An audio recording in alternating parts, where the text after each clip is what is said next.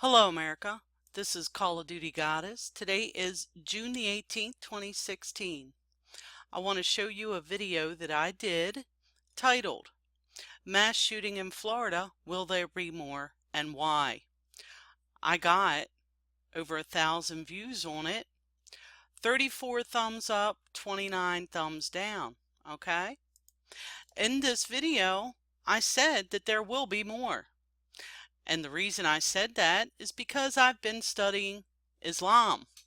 I studied their culture. I studied counter-terrorism as well as terrorism and subversion for the past 10 years. And I want to tell you that everything in this video, if you hadn't watched it, I'll leave the link below, you really should. It tells you about the subversion of our country by the Muslim Brotherhood. The Muslim Brotherhood is the political arm of, if you want to call it, Jihad. It's to enforce Sharia in a subversive type of way. They are the political arm. They don't chop people's heads off. They lie. It's outward subversion. Our president is a Muslim Brotherhood operative.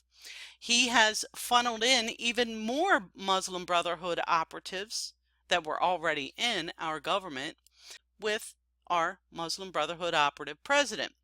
So I showed you everything in here about Omar Mateen. I showed you about 5 facts you need to know. I even showed you how the Shriners are connected with the secret societies. And the secret societies is the New World Order. Okay? I showed you about Albert Pike here and how the Shriners were enfolded into the Scottish Rite Freemasonry in 1870, which also was the time that Albert Pike enfolded his book Morals and Dogma in there. I have also read Morals and Dogma. I have also read the 3 world wars that Albert Pike states. Just to let you know, I talked about the Barbary pirates, our first war with radical Islam. And I went through, I believe, I read pieces of the Quran. Just tiny pieces. There's so much more to this because there's more books and it's insane. I've read it. It's very disturbing. It disturbs me. I talked about Ramadan. And then I talked about al-Sisi, the Egyptian president, and what he said about Islam. I'll leave the link for this. I encourage you to watch it. A lot of people didn't like it. Wonder why. Anyway, I have noticed a disturbing trend about the subversion of the alternative media in our country. Do you think, I ask you, do you think that our government, that the New World Order would hire actors that are this freaking bad, that would blatantly take wounded people that are clean with no blood on them, there's no reaction on anyone's face, from a place to the scene of the crime? Do you think that they just hired bad actors and didn't plan it out well? No, it's a plan. It's a plan. These actors are bad on purpose. These actors are hired by the New World Order for the alternative media because they know you're going to pick up on that. Now, I want to introduce you to this man. This is Philip Haney, one of the founders of the Department of Homeland Security. Now, I know the alternative people, the people that watch the alternative media are going to roll their eyes and say he's in on it. I want you to listen what the man says. What he says confirms everything that I've done videos on this. The FBI, the CIA, the DHS have all been subverted and made Sharia compliant. Please, I beg you, listen to this man. Our country depends on this, and our lives depend on it, and the lives of our children. I do not want to see another event where people really get killed be said that it's a false flag event, because it's going to keep happening if we don't realize the subversion that's taking place. Do you really think that our government would hire actors this bad to do these things? No, it's for the alternative media to pick up on and discredit when people are really being killed. So let's listen to Philip Haney. Thank you everyone for coming. I'm sure we all recognize we're at a turning point in history. Would we all agree with that? Yes. There's a reason why I'm here today, and that is my oath of office. And so as a reminder, I would like to read the very same oath of office that any of us who were or are active duty in either the military or in law enforcement took. And so I'm going to recite it as I did in the day that I became a CBP officer in March of 2003. I, Philip B. Haney, do solemnly swear that I will support and defend the Constitution of the United States against all enemies, foreign and domestic, that I will bear the truth, the faith and allegiance of the same, that I take this obligation freely without any mental reservation or purpose of evasion, and that I will well and faithfully discharge the duties of the office to which I am about to enter, so help me God. And that's exactly what I did. In the course of that career with the Department of Homeland Security, excuse me,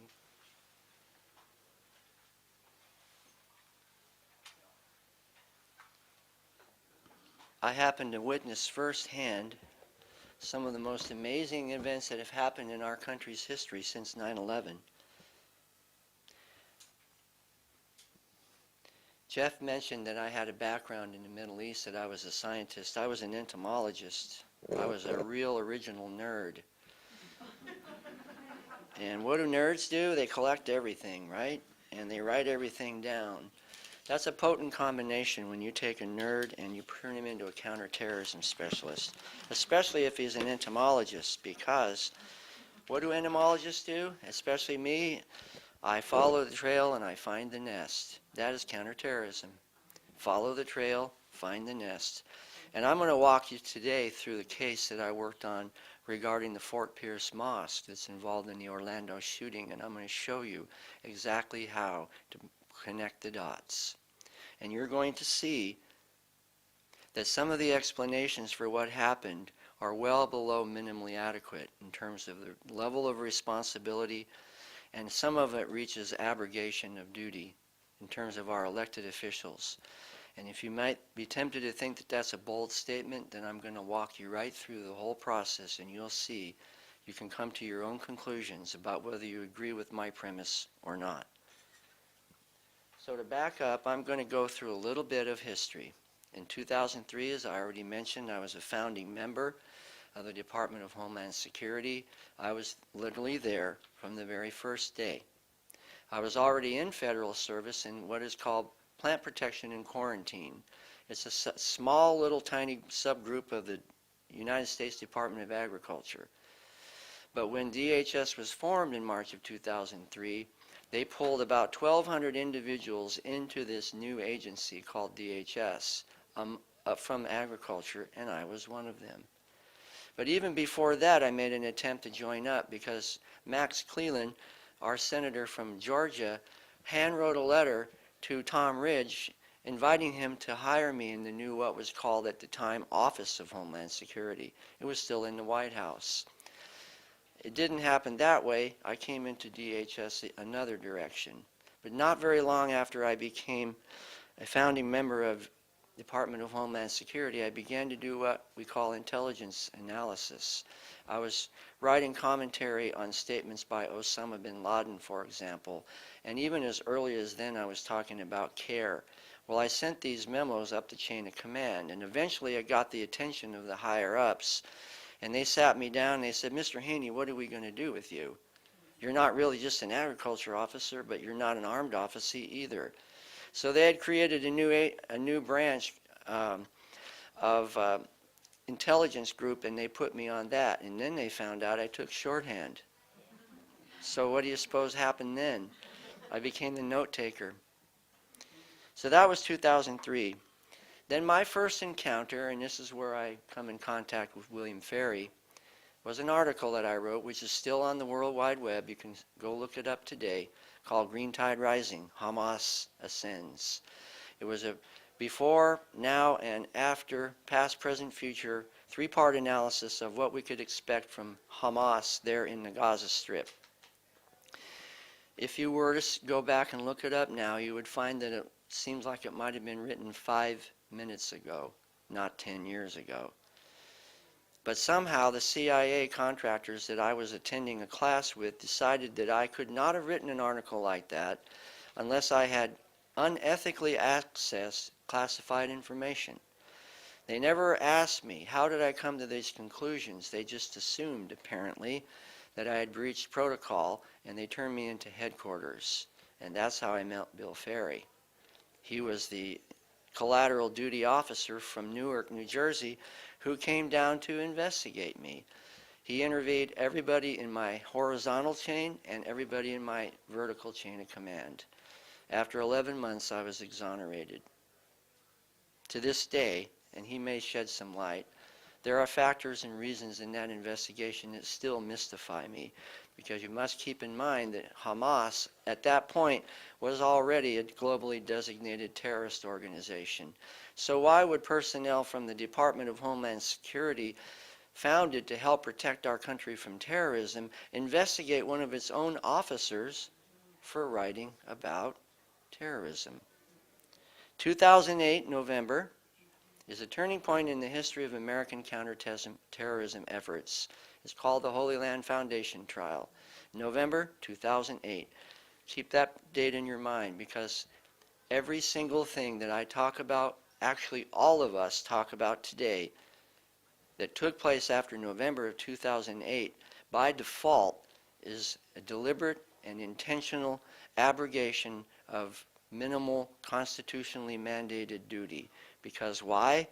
It was proven in federal court that organizations, front groups from the Muslim Brotherhood Network in the United States, and specifically talking about Council on American Islamic Relations, called CARE, which has offices right here in Washington, the Islamic Society of North America, called ISNA, and the North American Islamic Trust, which is what is called in Arabic a waqf. It's a holding company that owns most of the mosques in the United States, NAIT.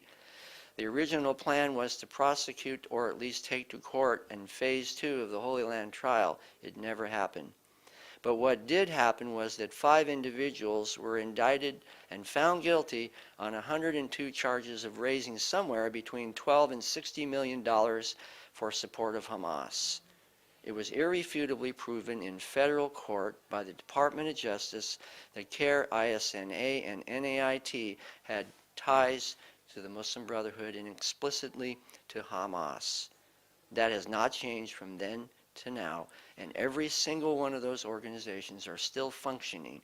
In fact, not only are they merely functioning, but the leaders of those organizations were deliberately and intentionally brought into the administration to help promote and create both domestic and foreign policy. And this status continues to this very day. And that is one of the reasons why I ended up in such an overtly adversarial relationship with my own government and my own agency, because I had the audacity to have targeted those individuals and those organizations and put that information into the law enforcement system. That brought the U.S. government to a crisis. And that crisis is what? What are we going to do with the law enforcement information that's in the system? We call it derogatory information if we're trying to bring the leaders of these groups into a relationship with the government. You have 2 choices. Act on it from a law enforcement perspective and carry forward, or ignore it. But even ignoring it is simply a passive response. They didn't stop there. They became deliberate and intentional. And in 2009, what I call the first great purge, they ordered me to remove the linking information from all 850 records that I'd put into the system. Right exactly at the time when I was watching the C-SPAN hearings with the committees in Congress and expressing their concerns about the underwear bomber. And their two concerns were that failure to connect the dots and the radicalization of U.S. citizens and/or lawful permanent residents. Exactly what we saw in Orlando and in San Bernardino and in Chattanooga and in Fort Hood and in Boston. The very same thing that the Congress expressed so clearly they were concerned about is exactly what happened. Radicalization of U.S. citizens and/or lawful permanent residents. We call them green card holders. That was the first Great Purge in 2009. They ordered me to modify, that was the word, it's a euphemism. And how many people here have been pulled over by a state trooper? He walks up to you and he says, I'm going to give you a ticket. But I'm not going to tell you why. I just pulled you over and I'm going to give you a ticket. You got to pay the fine. It's $100. But I'm not going to tell you why. That's not acceptable, is it? Well, in my case, when I put those records into the system, but there was no explanatory reason for why those records were in the system, my colleagues have no reason or no understanding of why I put the records in there in the first place. So they're going blind. Comes 211, what we call the second Great Purge. This is when you start to hear in the news people like Stephen Coughlin and Matthew Dooley and John Guandolo and Bill Gothrop, one or two special subject matter experts from each one of the major federal government law enforcement oriented agencies. They came after us first. They started from a top-down approach. They knocked off all the subject matter experts in each one of the agencies, and then they went forward with the next steps of their program, which eventually morphed into what we call Countering Violent Extremism, or CVE, also known in foreign contexts as engagement and dialogue. They made the choice that rather than base counterterrorism on a fact-based law enforcement approach, they were going to begin a subjective approach based on engagement, discussions, community actions, etc., etc. And as we will show you in a minute, it has metastasized into a full-blown policy that was just published publicly, and I'll get to that in a few minutes. We come to 2012, right in the time of the Great Purge. FBI publishes a document called Guiding Principles, Touchstone Document on Training. It's available online. There's 3 sections to it. It's a 3-page document, 1, 2, 3 paragraphs. Paragraph 1, and I'll slightly paraphrase, says, even though an individual is affiliated with a known terrorist organization, you cannot assume that that individual is a terrorist himself. Now, you think that approach may have had some bearing on why the FBI announced that they opened a case on Mateen twice and had to close it because they couldn't find anything? Maybe that touchstone document had an influence on their approach vis-a-vis law enforcement. I'd say that the plausibility is very high. Then we come to things when they begin to really intensify. And that is in the year 2012 when I was working at the National Targeting Center, not far from here in Reston, on a case called the Tablighi Jamaat Initiative. Tablighi Jamaat is a group, a Salafi Sunni organization with between 75 and 125 million members worldwide. They are called the Party of the Promoters. They came here to the United States in groups of 3, 4, and 5, and they were abusing the visa waiver system. That's how we first noticed them. William Ferry and I broke one of the major early cases, and I suspect perhaps, though I don't know for sure, I don't think it's ever happened in the history of the Department of Homeland Security when the subject of an investigation ended up breaking a major case with the investigator. But that's exactly what happened. 4.5 years later, after he investigated me in the fall of 2006, and he'll explain more, we ended up working on a major case that became what I went to NTC for a couple years after that. And this also is when the State Department, you okay on time? Okay, should I go faster? No. We good? State Department came to the National Targeting Center, a group of 7 and 3 SESs, and had a meeting in upstairs and said they had concerns about our focus on Tablighi Jamaat because it was not a designated terrorist organization. Therefore, in plain language, they said, you're violating their civil rights and civil liberties. Now, remember I told you I took shorthand? Well, I was the proverbial fly or ant on the wall. I wrote down everything they said. I never said a word the entire meeting, but I wrote down everything that they said. It wasn't recorded, except I recorded it. So I heard it firsthand, and then it was verified later on when Judicial Watch, thank God for them, FOIA'd my own case, because I was eventually investigated by 3 different branches of the federal government all at the same time, and one of them was the Inspector General, Department of Homeland Security. When I asked for the results of my own case, they told me point blank, you can't have it. You have to FOIA it. So Judicial Watch stepped up and they FOIA'd it for me. And we found, snuggled in some of the caches of documents, the emails going back and forth that told exactly why they shut down the Tablighi Jamaat case. They were going to take it in another direction, another euphemism, because of concerns over civil rights and civil liberties. Subsequently, I went back home to my home port and I created a component of the Tablighi Jamaat case called the Institute of Islamic Education. And if any of you have heard me speak in the public about the 67 deleted records, that's where that case came from.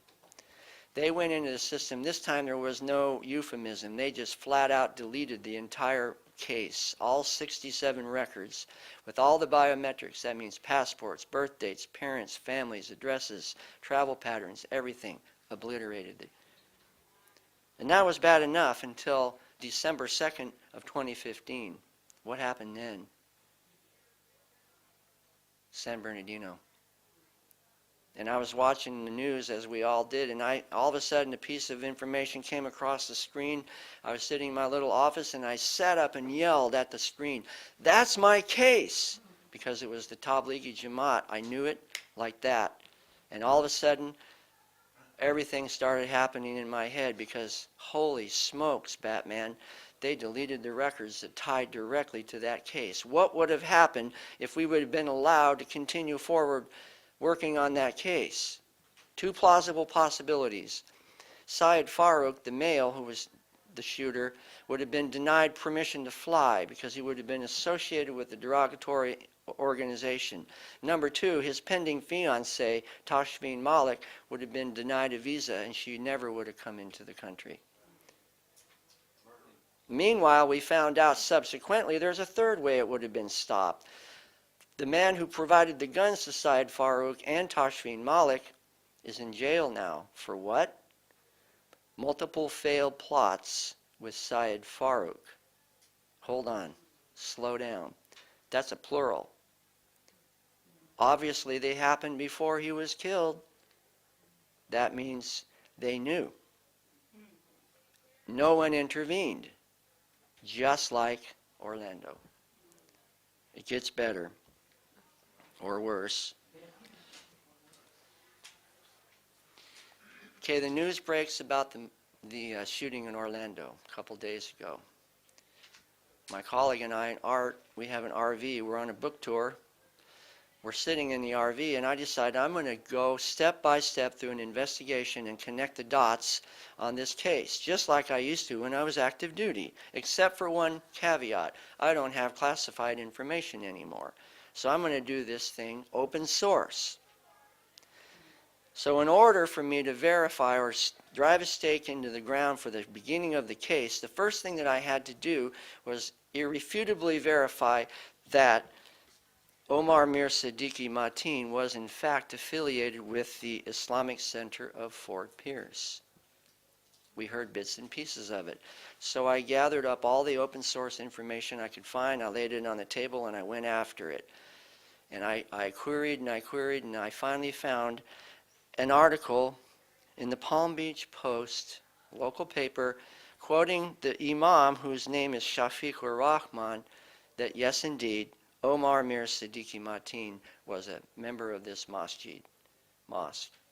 Now I have the stake in the ground. It's a solid, probable cause level piece of law enforcement information that you can build a case on top of, and it'll stand forever because it's on solid fact. So then what do you suppose I did? I went to the website of the Islamic Center of Fort Pierce. And lo and behold, what do I find right on their website? That they're directly affiliated with the Sharia Board of America. Well, right off there, there's a big, bright, blinking red light because the word Sharia should be an immediate warning. Sharia law is illegal in the United States because it's in direct conflict with the U.S. Constitution. And yet we constantly hear from apologists and spokesmen that they have no intention of implementing Sharia law in the United States. Well, if that's the case, then why is the Islamic Center of Fort Pierce directly linked to a group called Sharia Board of America? Well, I can tell you why. Because their goal is to implement Sharia law in the United States. Next, I go to its founding or its parent organization called Rahmat-i-Alam Foundation. Rahmat-i-Alam means mercy to the world. I'm already in the Tablighi Jamaat case, and I know it because it's all up here in the old noodle. I can remember everything about the cases that I do. I'm starting to realize right now that this is going to be the second case that's tied directly, along with San Bernardino, to the case that the federal government shut down because of concerns about civil rights and civil liberties. So I go from Rahmat al-Alam clear up to Dar Uloom, Chicago. Does anybody remember the mosque's name in San Bernardino? Dar Uloom al-Islamiyah. Now I have a direct connection. There's the network. The thing in Orlando is like a radioactive spill from a nuclear power plant. It's part of a network that's spread across the entire United States. And this is one of the points I want to try to make. Every time we see an act of terrorism in the United States, the finger eventually always goes to ISIS. This network is not even Arabic. This is Indian subcontinent in origin. It's an entirely different branch, if you will, of a big tree. The notion that everything originates from ISIS is a false notion, and it will lull us into a sense of complacency that will get us hurt over and over and over again. There are more than one networks operating at the same time in the United States. Then from Dar Uloom, Chicago, I go right up to the Institute of Islamic Education. This is the case that I worked on with the 67 direct deleted records. And from there, one more step, and we're into the Tablighi Jamaat initiative. Now I have a direct, no-gap link all the way from the mosque in Fort Pierce all the way up to the case that I garnered 1,200 law enforcement actions from in 11 months, 100 a month, which is like 25 a week. Plus, I was given, as you will see in the book if you have looked at it, credit for finding 300 terrorists while I was working at the NTC on a TDY. How many terrorists were involved in this shooting in Orlando? One. How many in San Bernardino? Two, maybe three, depending on how you want to count it. How about Fort Hood? One. How about Chattanooga? One. How about Boston bombing? A couple, two or three maybe. Still waiting to see about that. How many did I get credit for? 300. That's right. So I broke this on Breitbart a couple days ago, and now things are blowing up. I don't criticize my law enforcement colleagues, but when Director Comey said that we had done all we had, my immediate question was, did you talk to CBP? When you conducted your investigations on the ground of Mateen, did you share any of the information with CBP so that they would know if he traveled and he was coming back and forth, they can collect more data for you? Or on the other hand, did CBP ever know that he was being investigated by the FBI? Probably not. And the reason why is because we don't have reciprocity. We can't share information directly. It has to go through a liaison called the Joint Terrorism Task Force, JTTF liaison. And that's the state of things where we are. But there's one more point. Does anybody recall what Mateen's father said about his son when the news started breaking? Just to paraphrase. Well, guess what we found out this morning? Senior Mateen is the vice president of the Islamic Center of Fort Pierce. Which tells you now, and it proves my point all along, that this is a network of organizations. There's no such thing as a random act of violence any more than there is a random ant of violence, because ants live in colonies. And if you take an ant away from its fellow ants and put him in a little jar, he'll die within hours. As soon as you separate the ant from the colony, he just turns into a raisin and dies. He has to be within the environment. Same with the Islamic world. And let me finish up with the real nature of the threat. It's not jihad, it's Sharia.